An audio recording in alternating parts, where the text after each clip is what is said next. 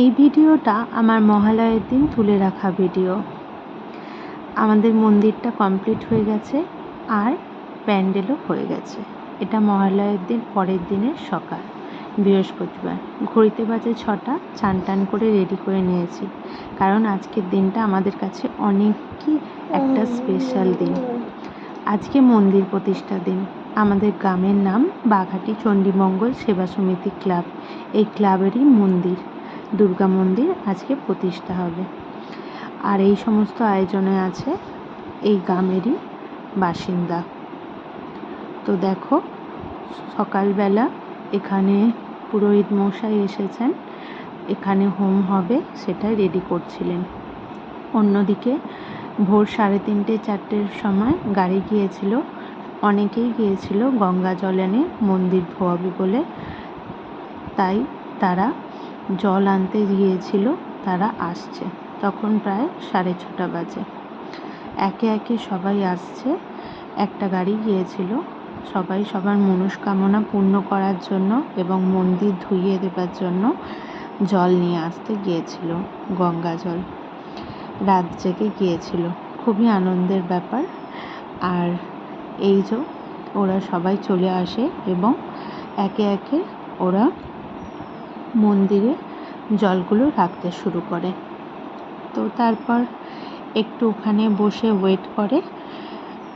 তারপর যে ঘট আছে, মায়ের ঘট, ওই ঘরটায় আজকে পুজো হবে, সেই ঘটে ওরা অল্প অল্প করে জল দেয় একে একে সবাই, যারা জল নিয়ে এসেছিল তারা। এরপর ওই জলগুলো নিয়ে ওরা মন্দিরটা ধুতে আরম্ভ করে। অন্যদিকে পুরোহিত মশাইয়ের কাজ তখন অনেকটাই কমপ্লিট হয়ে গেছে, বাকি পুরোহিত মশাইরা এখনও এসে পৌঁছায়নি। এবার দেখো, এরা এই জল নিয়ে এবার মন্দিরটাকে ধুইয়ে দেবে। মন্দিরটা ধোয়ার পর একটা নতুন গ্লেজ এসেছিল। সত্যি কথা বলছি, প্লেন জল দিয়ে ধোয়া, গঙ্গা জল দিয়ে, অথচ মন্দিরটার একটা পাথরটা খুবই চকচকে আর পরিষ্কার হয়ে গিয়েছিল ধোয়ার পর। এর আগেও 2-3বার ধোয়া হয়েছে, পরিষ্কার হয়েছে মার্বেলের কাজের পর, কিন্তু এই জলটা ঢালার পর মন্দিরটা অনেকটাই চকচকে হয়ে গেছে।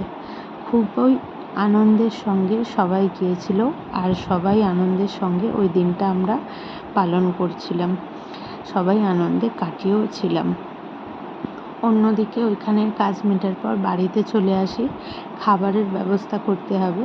তো আজকে তো নিরামিষ, আমাদের গোটা পাড়ার লোক, গ্রামের লোক সবাই আজকে নিরামিষ খাবে, ভাত হবে না বাড়িতে। তো সবাই লুচি তরকারি করছিল। আর আমাদের বাড়ি থেকে আমার ছোট দেওর এবং বাবা দুজনে গিয়েছিল জল আনতে। আর এখানে খাবার বানানো হচ্ছিল। আজকে আমাদের বাড়িতে আলুর তরকারি, লুচি আর সুজি রান্না হচ্ছিল। আর মা আর আমি দুজন মিলে খাবারগুলো করছিলাম।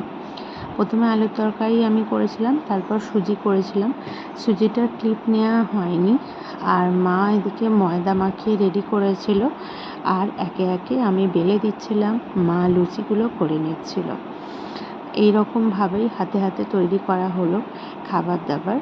তো খাবার দাবার তৈরি হওয়ার পর আমরা যে যার টুকটাক খাবার দাবার খেয়ে নিই। অন্যদিকে ওইদিকে মন্দিরে তখন পুজো শুরু হয়ে গেছে, আমি তখনও যেতে পারিনি। তো খাবার দাবার খাওয়ার পর আমি আর ছেলে রেডি হয়ে এখন মন্দিরের দিকে যাব। মন্দিরে মাইক ফিট করেছে, সবাই লোকজন চলেও এসেছে। এইগুলো আমার ছবি নয়, এগুলো যখন মন্দিরটা ঘট বসায়, সেই ঘট যারা যারা নিয়ে এসেছিল বা জল তুলে এনে স্থাপন করেছিল তখনকার ভিডিও। তো তখনকার ভিডিও আমি ওখানে উপস্থিত ছিলাম না, ভিডিওটা আমি অন্য কারো থেকে কালেক্ট করেছি আর সেখান থেকে নিয়ে আসি। ওই ভিডিওর সময় আমি ছিলাম না, তো ওখানে রাখি, তারপর পুজো শুরু হয়। আর আমি এখন যাই, তখন গিয়ে দেখলাম এদিকে 2জন পুরোহিত, 3জন পুরোহিত এই মণ্ডপটার ওপর ঘিরে, যেটা বাঁশের পাতা দিয়ে করেছে, এখানটার মধ্যে বসে পুজো করছে। আর অন্যদিকে দুর্গা দালানের ওপর একজন বসে হচ্ছে চণ্ডীপাঠ করছিলেন, আর একজন মায়ের যে ঘরটায় সবাই জল ঢেলেছিল ওই ঘরটা আর এক পুরোহিত পুজো করছিলেন। সব মিলিয়ে 5 জন পুরোহিত, 6 জন পুরোহিত এসেছিলেন, পুজো করছিলেন।